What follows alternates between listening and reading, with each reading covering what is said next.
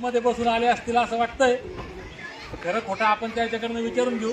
पण रविवारच्या दिवशी शाळा भरलेली पाहून जरा बरं वाटतं. म्हणजे असे मुलं जर या ठिकाणी राहिले प्रत्येक शाळेमध्ये तर मला असं वाटतं की खऱ्या अर्थानं शाळा चांगल्या होतील आणि हे जे मुलं आहेत हे मुलं चांगलं शिकतील आणि जी योजना या योजनेचा जो उद्देश आहे तो उद्देश कुठंतरी सफल होईल. या लेकरांच्या माध्यमातून त्यांच्या आईवडिलांनी त्यांचे पाहिलेले स्वप्न कदाचित पूर्ण होतील असं मला वाटतं. म्हणजे आता तरी हे चित्र थोडंसं बरं दिसतंय. याचा खरं खोटं काय थोडंसं आपण तपासूया.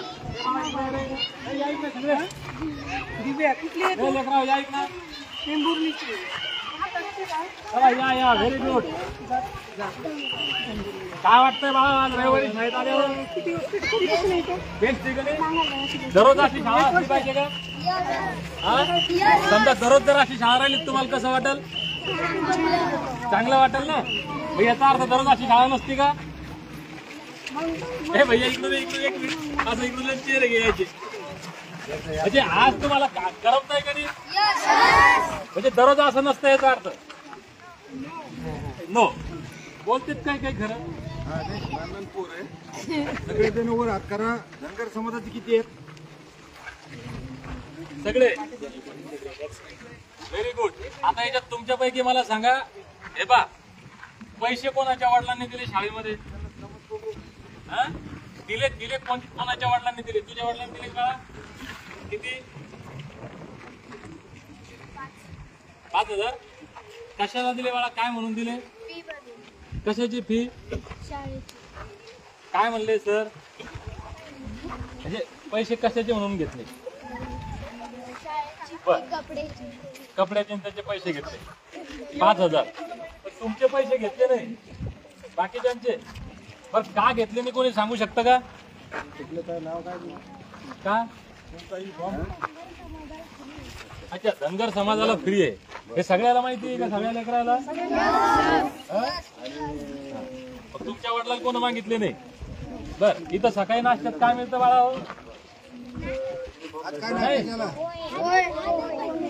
आजच भेटले पोहे. बर बर. आणि जेवणात दररोज? अच्छा कालपासून सुरू झालं.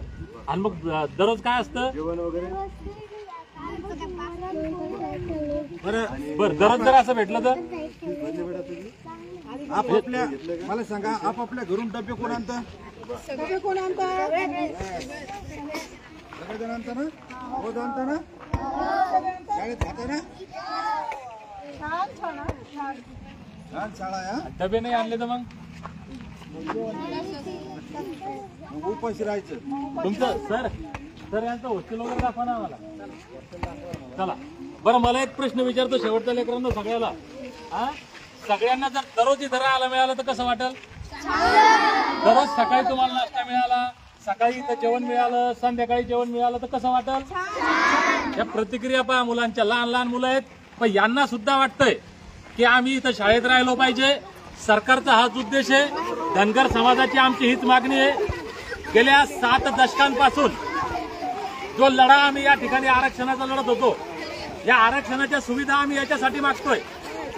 आरक्षण आम्हाला पाहिजे हे कशासाठी? हे आमचं भविष्य आहे. हे आमच्या समाजाचं नाही तर आमच्या देशाचं भविष्य आहे. आणि देशाचं भविष्य जर सुरक्षित व्हायचं असेल, चांगलं व्हायचं असेल, यांचा बौद्धिक आर्थिक सामाजिक सगळा विकास व्हायचा असेल तर यांना चांगलं दर्जेदार शिक्षण मिळणं गरजेचं आहे. आणि दर्जेदार शिक्षण मिळण्यासाठी आरक्षण गरजेचं आहे. आणि आरक्षण देता येत नाही म्हणून सरकारनं 4 सप्टेंबर 2019 हा GR काढला आणि त्याच्या माध्यमातून या लेकरांसाठी ही शाळा तयार केली.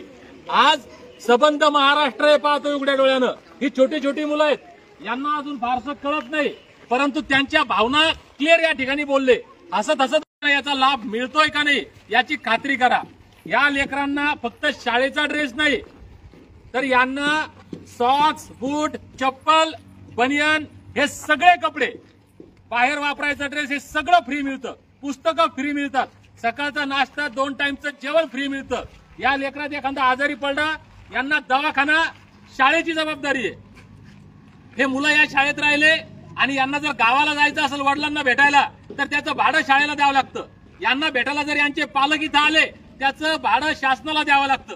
म्हणजे ही योजना आहे, ही योजना धनगर बांधवांनी समजून घेतली पाहिजे. आपण एकदा हॉस्टेल चेक करू. चालायचं बाळा. सकाळी किती वाजता आले? सकाळी किती वाजता आले तुम्ही?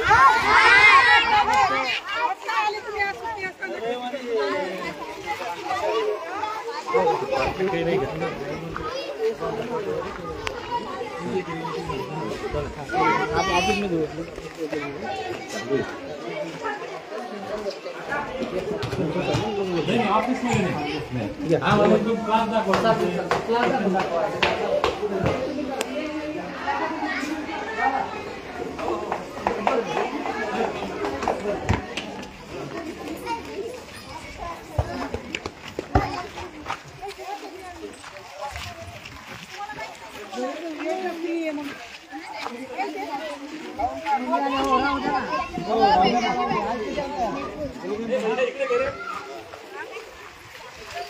इकडे आहे ना इकडे. तुम्ही ये बारकी इकडे ये इकडे. कसं वाटतं आज शाळेत? हा छान वाटतंय का? दररोज जर शाळेत राहिले असं तर हा देवरी ताईला आहे करा. हे आमच्या घरची मुलं आहेत. शाळा माझं गाव इथं जवळच आहे, बोधनखेडा. माझ्या गावाला लागून टेंभुर्णी आहे. माझ्याही मुली या शाळेमध्ये होत्या. ह्या मुलीच आहेत आमच्या. बरेच मुलं घरची मुलं आहेत, भावाची मुलं आहेत, काकांची मुलं या ठिकाणी आहेत. चला बस.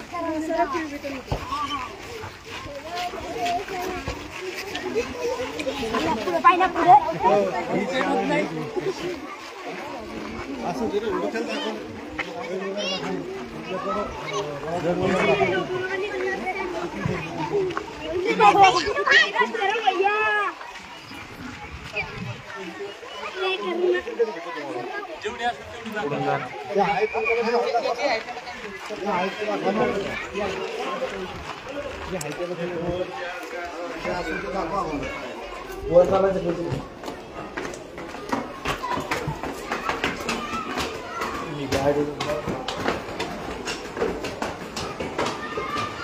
माझं गाव या ठिकाणी 4 किलोमीटर अंतर आहे.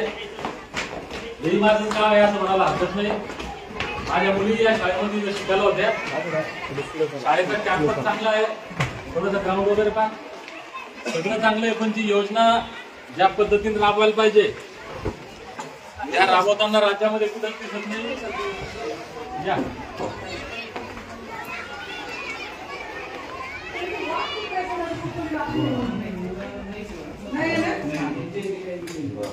इथं कोणी राहत नाही, फक्त बेड लावून ठेवलेले. आम्ही सरांचं मनापासून अभिनंदन करू. सत्य परिस्थिती सांगितली, जी परिस्थिती आहे आम्हाला जे सत्य परिस्थिती आहे ते सांगा. धन्यवाद म्हणा. चाललंय शाळेचं हॉस्टेलचं काम चालू आहे. बेड लावलेले आहेत. विद्यार्थी येतील अशी अपेक्षा करू लवकरच. म्हणजे हॉस्टेलचं काम चालू केलं.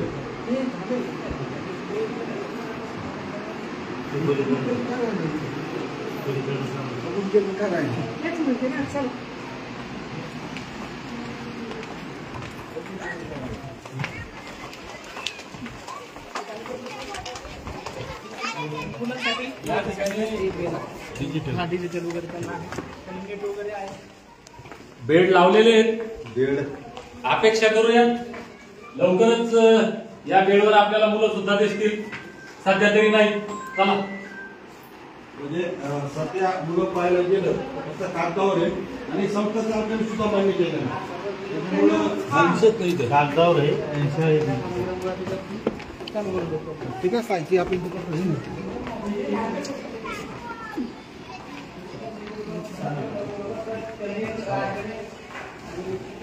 सध्या तुमचा वर्ग आहे इथं. Digital classroom.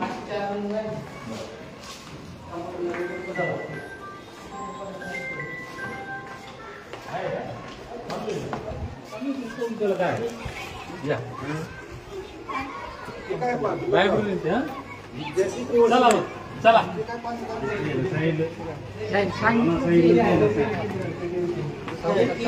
मान्य केलं.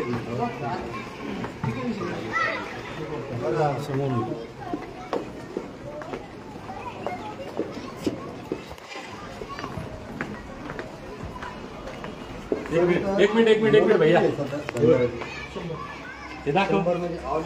हे सगळे मुलं प्रचंड उत्साहामध्ये आहेत, आनंदामध्ये आहेत. ते पण दाखव तिकडं, ते पलीकडचं दाखव.